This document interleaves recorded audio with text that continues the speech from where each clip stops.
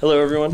Thank you for coming out today. To give you an introduction, many of us here are in the New Jersey for Healthcare Coalition. We're a coalition of 70 organizations in New Jersey representing roughly 2 million members. We stand for quality and affordable health care for all New Jerseyans. We're here today to talk about the New Jersey Health Benefit Exchange Act, which is a great bill that a lot of us have supported through the whole process. And we're very happy to be joined by the bill's sponsor, Assemblyman Conaway. I'm just going to hand it over to him to talk a little bit about it and what the challenges that are in front of us. Great. Thanks so much to this coalition for their advocacy on this bill.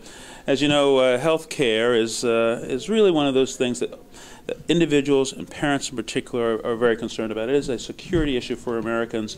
The administration after administration, both Republican and Democrat, for 50 years have been trying to advance the cause of health care security for our families across this country. We have, as you know, in March of 2010, passed national health reform, and it is for the states now to do their part and implementing portions of federal health reform in our states. And of course, the exchange is a big part of that. We know and we have seen exchanges work in states like Massachusetts. We've seen them work in states like Utah. And bringing to consumers choices, an array of choices, with the purpose of, one, assisting and facilitating people gaining health insurance and being able to do so at a lower cost than they otherwise would be able to purchase that insurance. In Massachusetts, where this kind of program has been ongoing, we have seen that rates have begun to moderate. Polls done on the residents in Massachusetts show that there is a great deal of satisfaction with the exchanges and how they work there. And not surprising, if you didn't have insurance, if you're in the desert and all of a sudden you have water, I guess it's not surprising that people are pleased by that. But in Massachusetts, we're seeing that there is a good deal of public support and public happiness, if you will, over the exchange and how it's working there.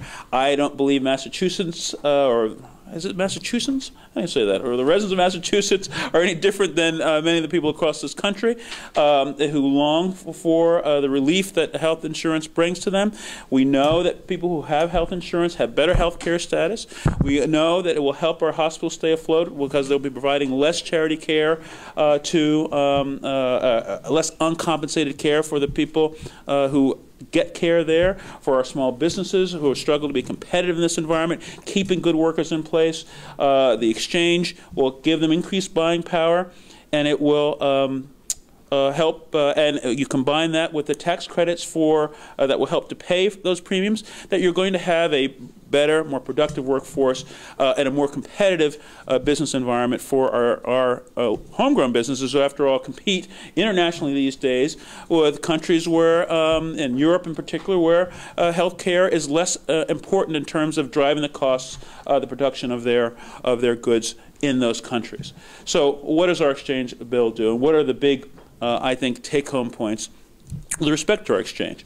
It provides a framework building on federal law to allow individuals who currently don't have insurance and allow businesses who are employing employees who are not able to provide insurance to those employees to go to a marketplace to be able to purchase affordable insurance for those who currently don't have it. So if you're an individual who qualifies based on your income, you can go to the exchange. We'll marry up your money with federal subsidy, and you'll be able to choose from among various plans that suit you. So if you have children, if you don't have children, if you want to pay higher out-of-pocket costs or don't, all of those choices you'll be able to make, and you'll be able to do that in a timely way. I've seen demonstrations of this.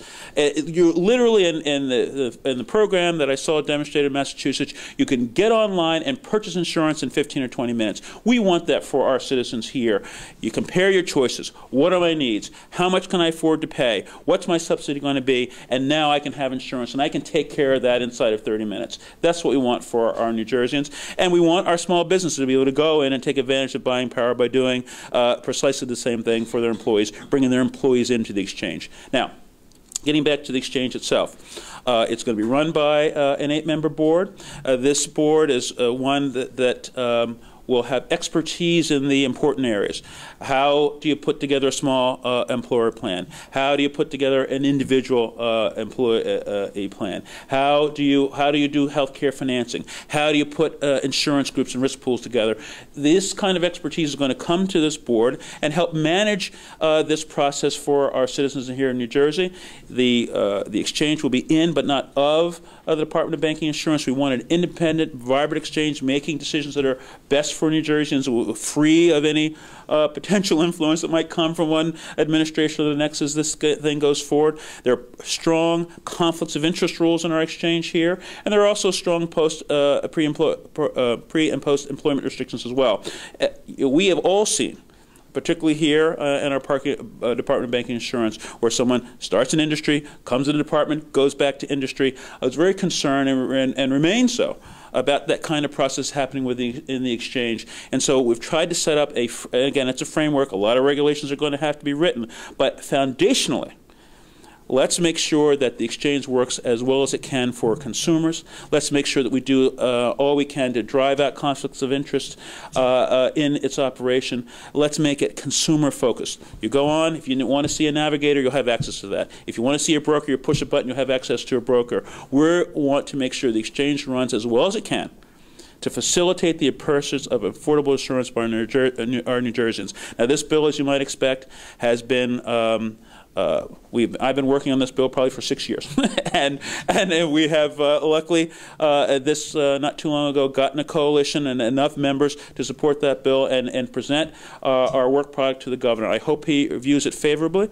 It has been New Jersey's position that New Jersey should run its own exchange. Many states have taken that similar position, understanding that for many, as it often is, that you want an exchange to fit the particular needs of the citizens and residents of their state.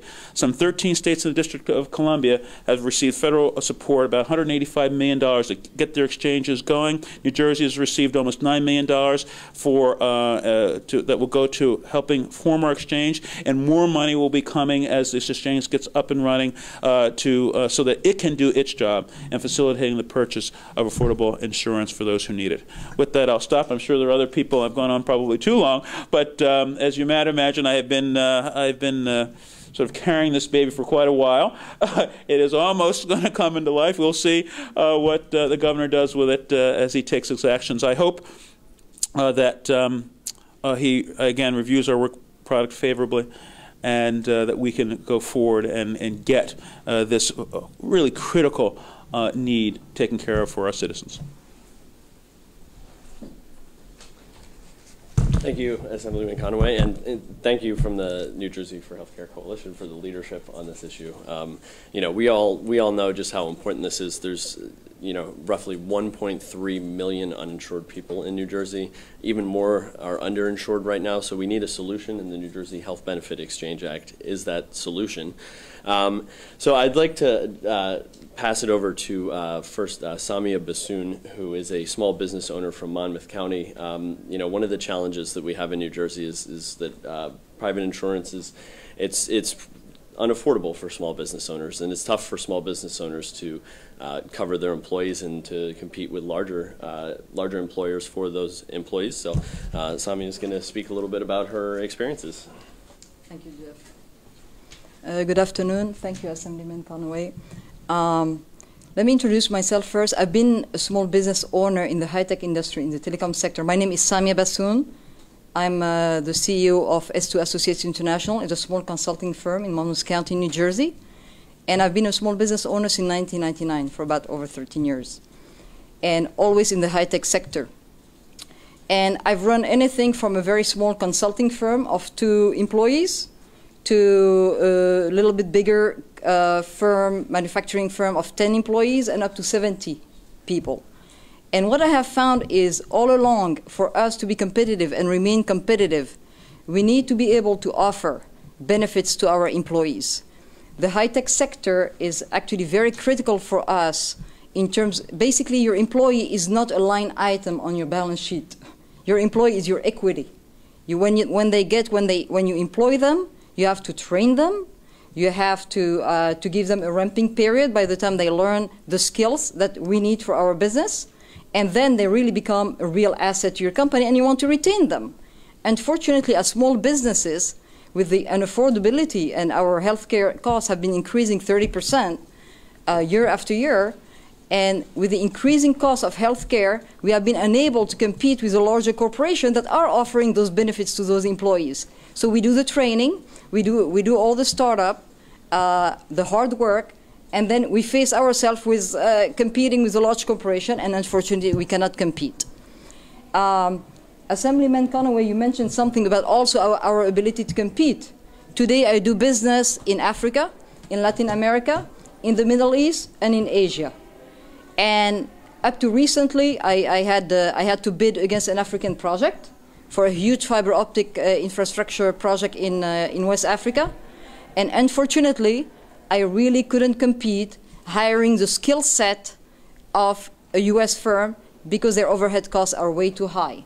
So I needed to reach out, and I did actually hire an African company that was able to supplement our skill set and be able to do the work. I find it constantly. A lot of my colleagues in Europe are able to compete a lot better on projects overseas than we do. And the element of that is really, when you look at the core of it, the core of that obstacle is really the cost of doing business in this country, and healthcare is definitely one of them. And I'll say one more thing in terms of our ability to innovate. Again, I'm a little bit biased. It's not exactly a Main Street, as we call it, Main Street business, but a lot of my colleagues really owning businesses have the same concern.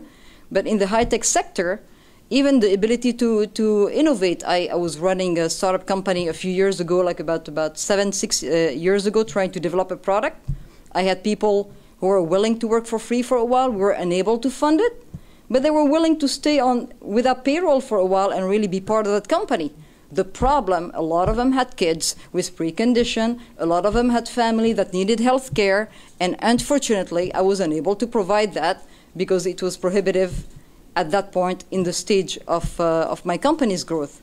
So it's extremely important, and it's not about whether the ACA, whether the Supreme Court vote for or against the Federal Care Act. We really need for New Jersey to compete. We have a beautiful port in New York. We could export our products. We could do a lot of things overseas. We have an enormous amount of talent in New Jersey. We really need a New Jersey Health Benefit, the Health Benefit Care Act to be passed, Exchange Act to be passed. So, thank you.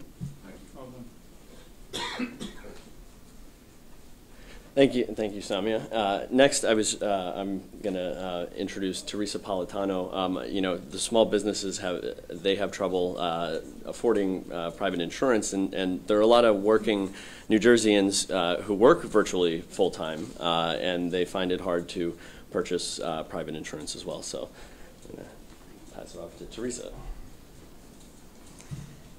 Thank you. One of my colleagues teaches in the philosophy department at Rutgers University, which is considered one of the most prestigious philosophy departments in the nation. He has a PhD. He has no health insurance. He also teaches at several other colleges and universities throughout the state, essentially cobbling together a full-time position by adding up all of his part-time work. So essentially, he has a full-time job, but he has no health insurance.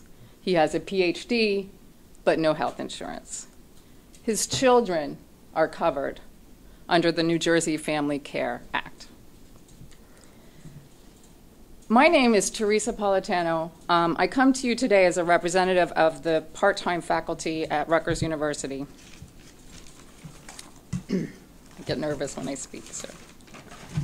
The university, like many modern employers, appreciates the flexibility its part-time faculty provides.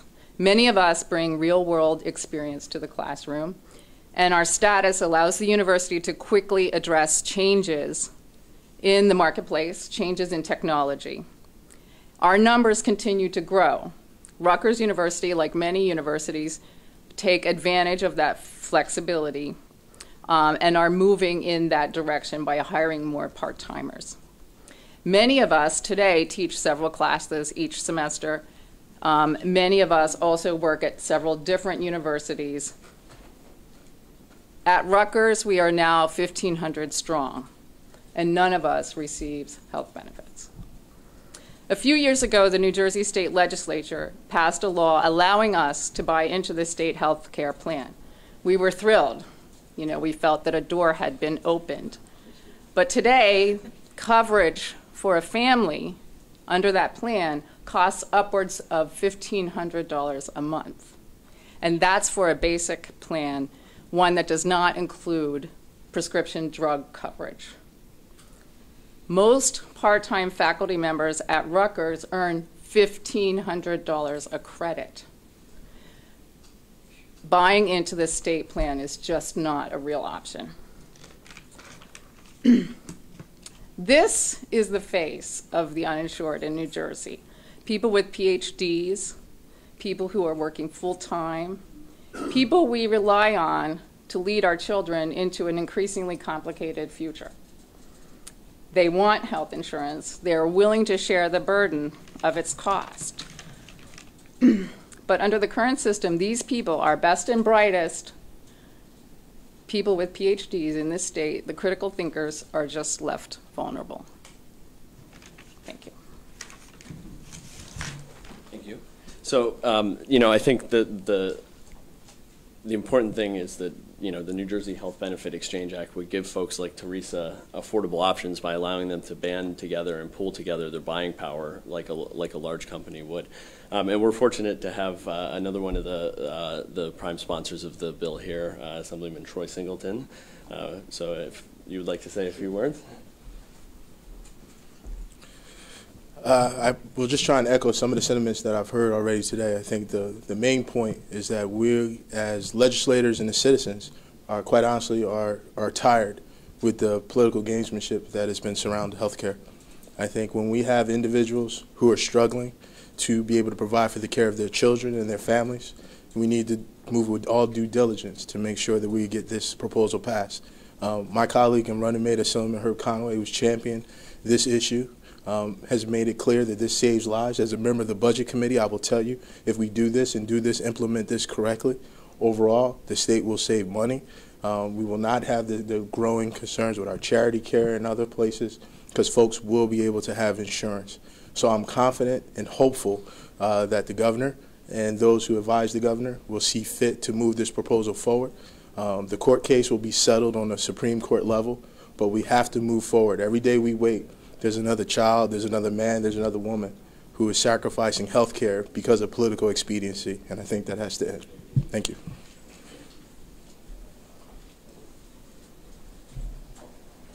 Thank you. So, you know, lastly, I'd just like to, on behalf of the New Jersey for Healthcare Coalition, thank those who came out to speak, but also just end by saying, you know, for too long, insurance has been an anxiety-riddled, unaffordable experience for consumers and small business owners.